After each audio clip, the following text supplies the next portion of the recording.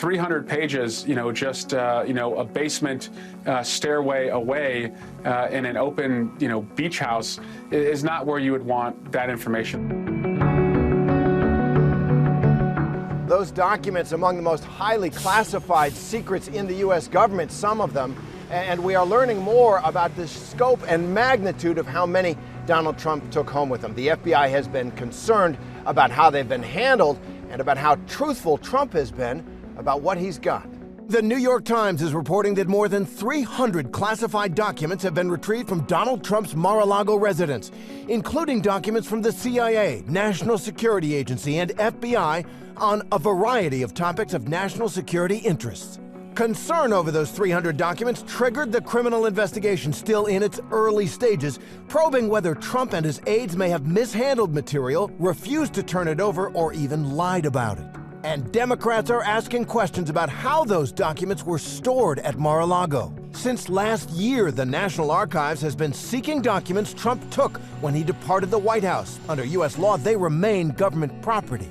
The Times is reporting that Trump himself went through those boxes in late 2021 and resisted calls to turn over what was at Mar-a-Lago, telling advisors they're mine, but they're not his.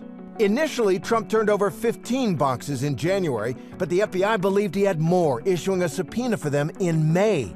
Even after a June meeting where a Trump lawyer said in a statement that all documents were turned over, the FBI still believed Trump had more, prompting the search warrant this month and the recovery of 26 more boxes. Republicans are demanding the Justice Department's justification for the search. So if you're going to turn to the former president and Mar-a-Lago, they want to make certain that this is to the highest level. There's an imminent national security threat. In federal court on Monday, Trump filed to halt the Justice Department's review of the material seized in the search, requesting a special master. That's an outside individual appointed by the court to do so instead.